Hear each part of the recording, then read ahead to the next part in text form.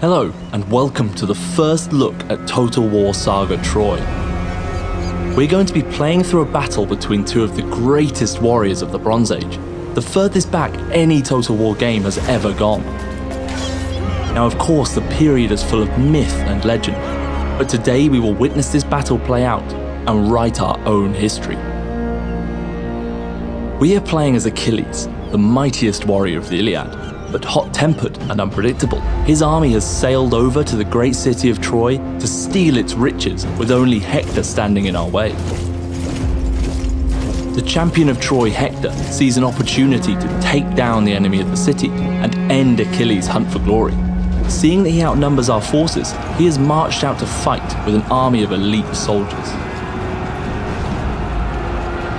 We might not be as heavily armored as Hector, but we can use our mobility and guerrilla tactics to finish Hector and take Troy for ourselves.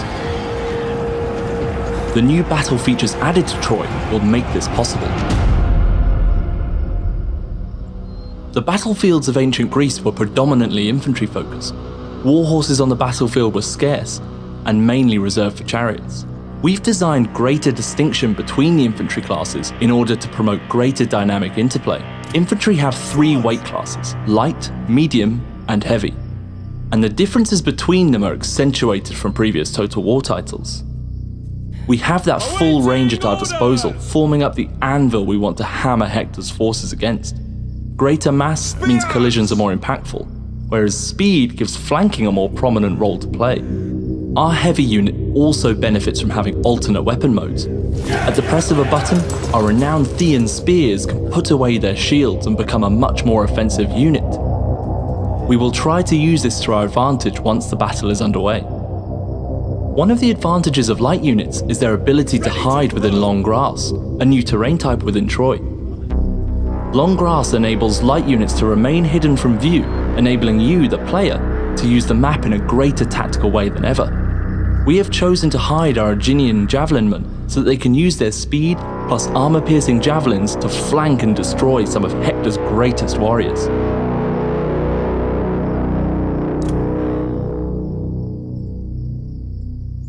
On our right flank, we have our Aegean runners, trained by Achilles himself, also making use of that long grass. They should be especially effective with their special missile weapon available to them. On our left flank, we are going to use our heavy chariots available to us and herd Hector into our trap. Let's get this battle underway. Heavy chariots are slow but tough and can wreak havoc in the enemy lines with their devastating charge punching through all but the toughest and heaviest units. We can see Hector and his troops approaching. Let's take a closer look. They are currently walking through another new terrain type, mud. Mud severely impedes the movement speed of heavier units, who get stuck under the sheer weight of their colossal armors, whereas lighter units can freely move through it with little penalty to their speed. If we had more ranged units in our army, we could utilize this, but today we will have to employ different tactics. Hector doesn't just have these heavily armored Troy guards at his disposal. He also has a Minotaur, a powerful mythical unit in Troy, which can be used to cause massive disarray to enemy troops with his towering height and incredible strength.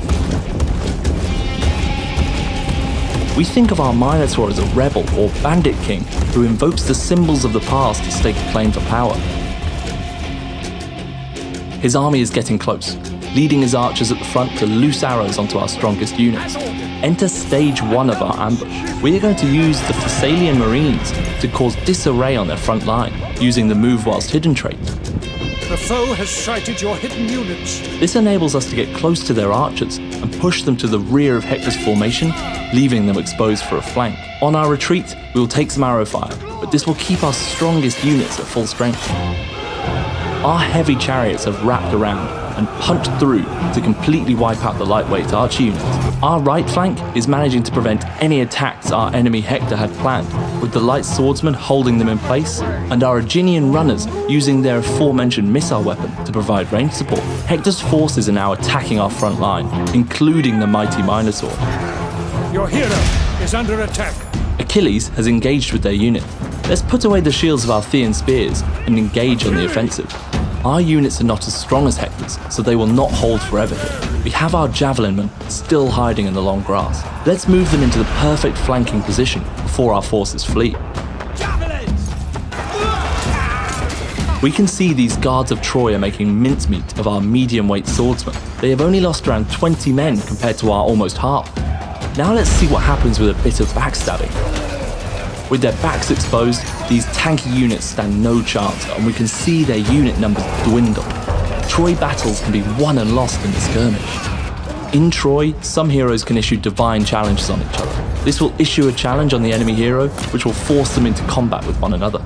We've decided to draw Hector into combat and end this battle the honourable way.